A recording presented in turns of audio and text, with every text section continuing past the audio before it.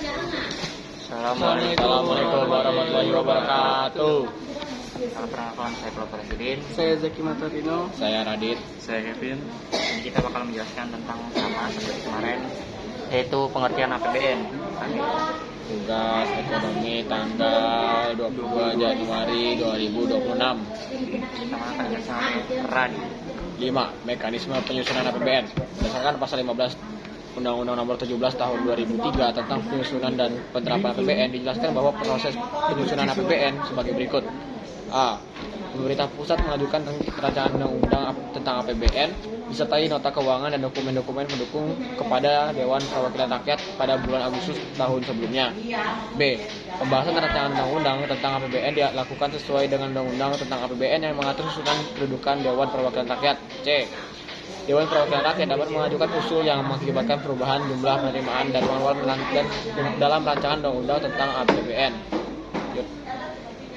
D. Pengambilan keputusan oleh Dewan Perwakilan Rakyat mengenai rancangan undang-undang tentang APBN dilakukan selambat-lambatnya 2 bulan sebelum tahun anggaran yang bersangkutan dilaksanakan. E. APBN yang disetujui oleh DPR terperinci sampai dengan unit organisasi, fungsi, program, kegiatan, dan jenis belanja. F. Jika Dewan Perwakilan Rakyat tidak menyetujui rancangan undang-undang, pemerintahan pusat dapat melakukan pengeluaran setinggi-tingginya sebesar angka APBN tahun anggaran sebelumnya. Selanjutnya ada 6. Pengaruh APBN terhadap perekonomian yang akan dibaca oleh Zaki. Yang selanjutnya itu ada pengaruh APBN terhadap perekonomian. APBN merupakan salah satu instrumen pemerintah dalam menjalankan kebijakan fiskal. Tujuannya yaitu menjaga stabilitas dan mengembangkan perekonomian negara, mendorong investasi, dan dapat mengatur tingkat harga. Pengaruh APBN terhadap perekonomian akan dijelaskan lebih lanjut sebagai berikut. Yang pertama, A. Meningkatkan pertumbuhan ekonomi.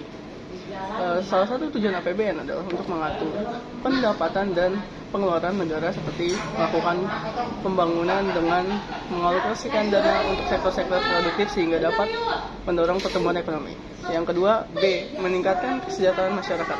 Kesejahteraan dan taraf hidup masyarakat akan meningkat saat pemerintah banyak mengalokasikan dana untuk sektor kesehatan, pendidikan, dan kesejahteraan sosial. Contohnya yaitu membangun rumah sakit, sekolah, dan fasilitas pelayanan lainnya yang berkualitas untuk membangun kehidupan sumber daya.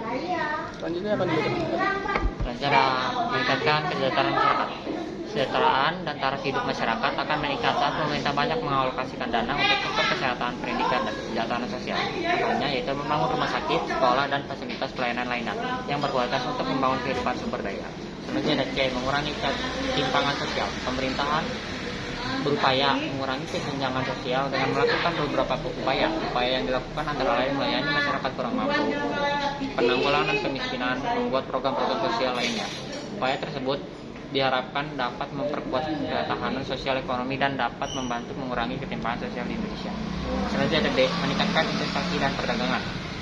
APBN juga dapat membantu meningkatkan investasi dan perdagangan Indonesia.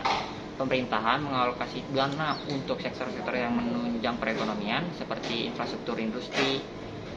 Hal tersebut akan membantu meningkatkan daya saing ekonomi dan menarik minat investor untuk menanamkan modal di Indonesia. Dengan demikian dapat meningkatkan kemampuan Indonesia untuk melakukan perdagangan dengan negara lain karena infrastruktur yang lebih baik dan industri yang berkembang. Sekian dari kami.